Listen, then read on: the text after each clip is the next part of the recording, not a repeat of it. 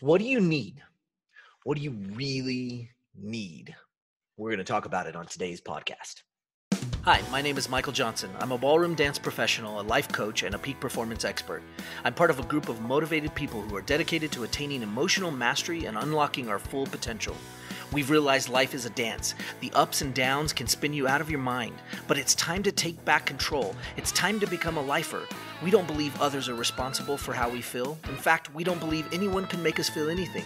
We are a new breed of overachievers. Emotional mastery is our journey, and unlocking our full potential is the key. Welcome to the journey. We are lifers, and this is Majic for Life. What's up, lifers? Michael Johnson here with the Majic for Life podcast, and I'm so glad you joined me today. We are going to talk about what you need.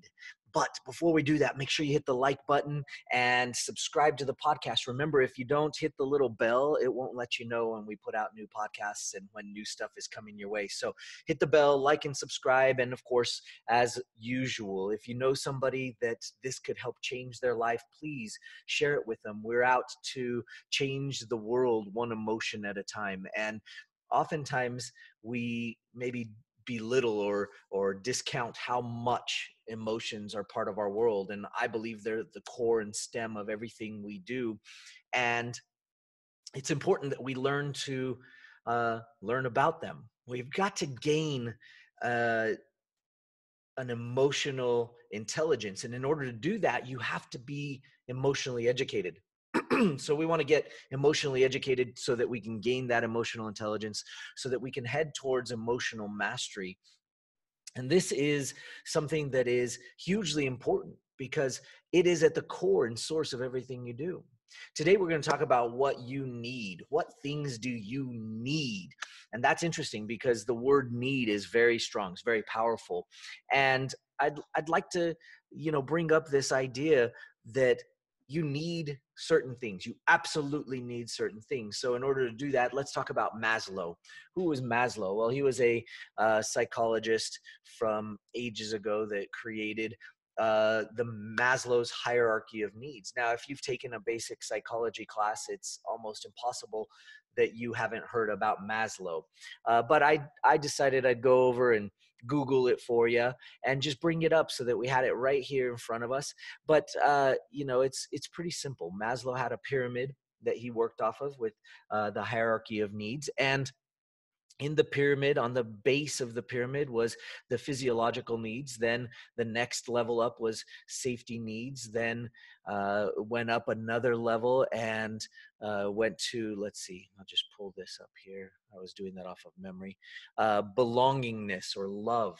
And then the next level up is esteem, and then self-actualization on the top. And later in his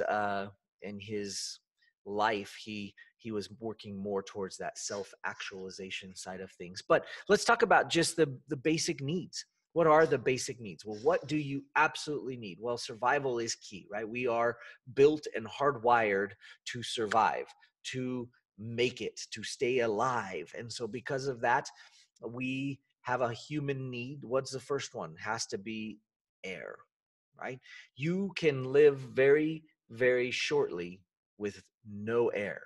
That's it. It's simple. I think the world record, oh gosh, I should look it up real quick because it's always, I'm not sure if somebody has beat the world record. But I do believe the world record is somewhere around 8 minutes. Maybe it's like up to 20. I don't know. World record for holding. There you go. Holding your breath. Let's see. In 2012, underwater for 22 minutes. What? 22 minutes. Okay, so much for the 8 minutes that I thought, right?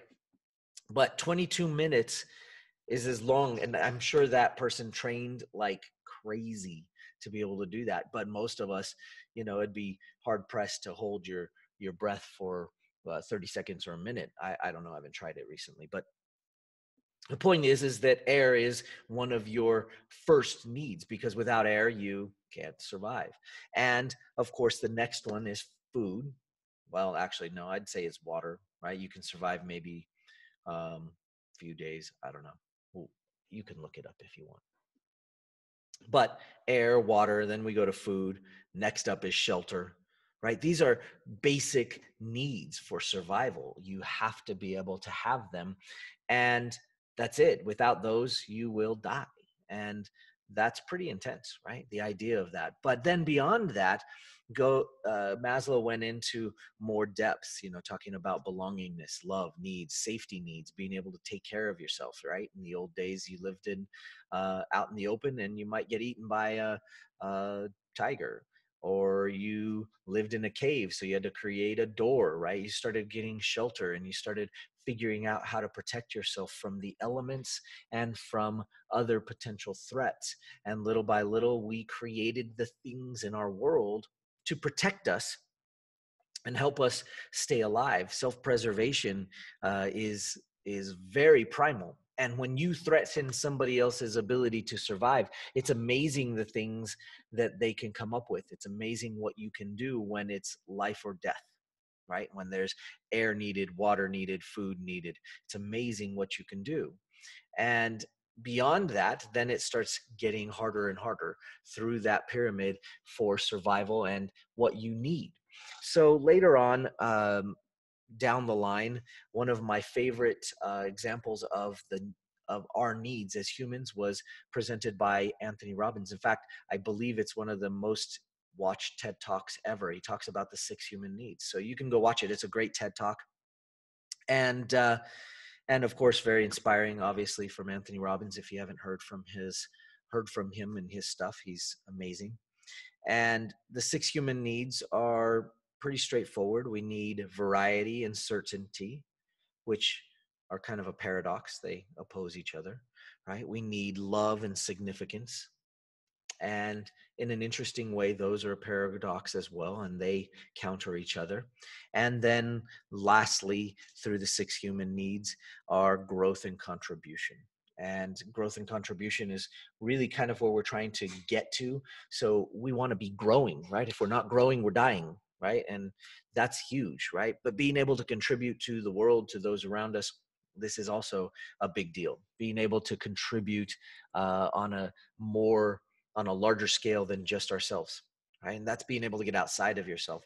Now, each of these kind of work off of each other in a little bit of a paradox, and we need all of them. And so just like needing air, water, and food, you need to meet all of those needs. And so everything you do in your world, everything is because you need to fulfill those things, right? And if you don't have air, you're dropping everything to get air.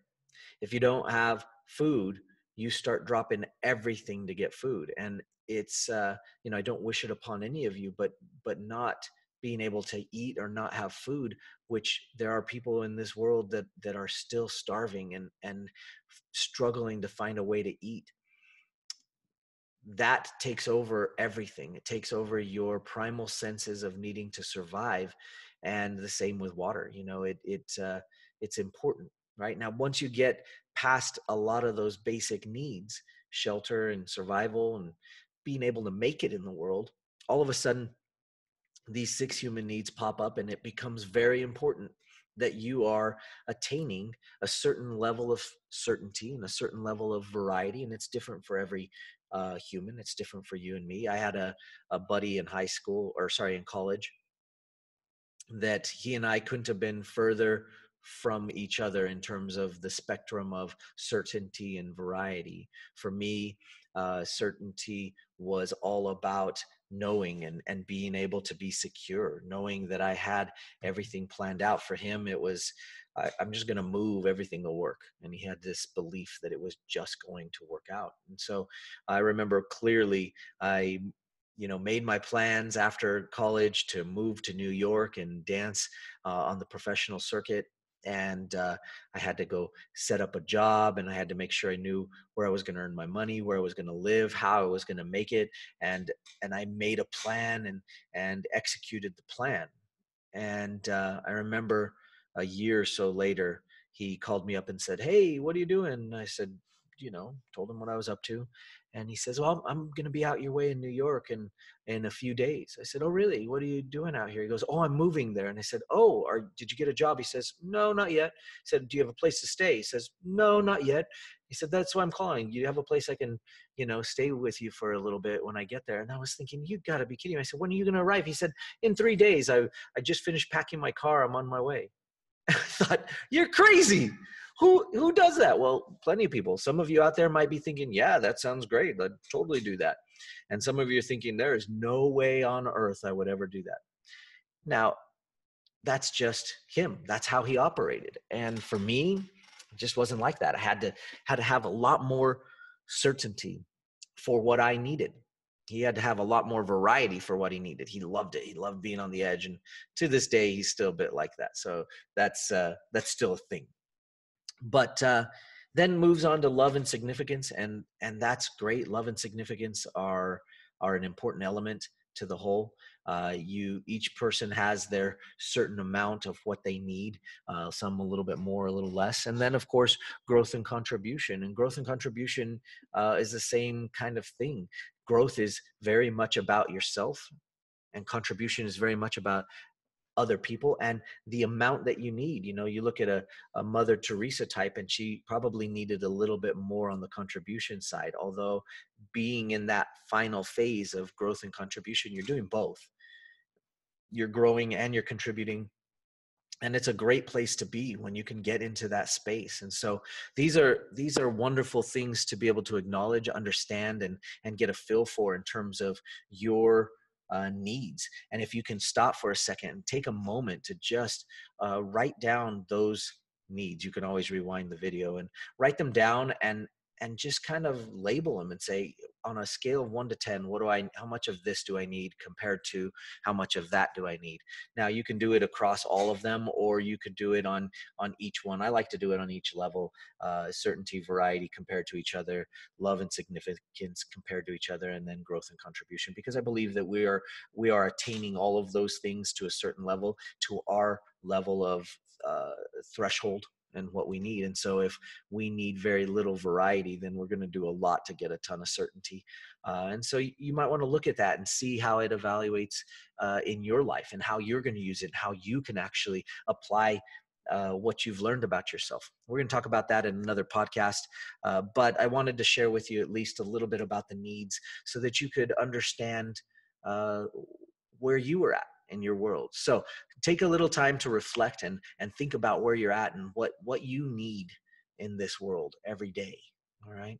Anyway, like I said, don't forget to hit the like button, subscribe to the podcast, and share it with somebody else that needs to hear this today. Anyway, we appreciate you. Thank you so much for joining us, and we'll see you on the next podcast. Take care. Want more magic for life? If so, then reserve your copy of my new book. Get your copy at everyminutebook.com. Inside this book, you'll find the secrets to attaining the next level of performance in anything you do. Learn the secrets behind emotional mastery that'll start you on your new journey of being a lifer. Whether you're an athlete, a business professional, or an artist, this book will change your life forever. Get your copy reserved today.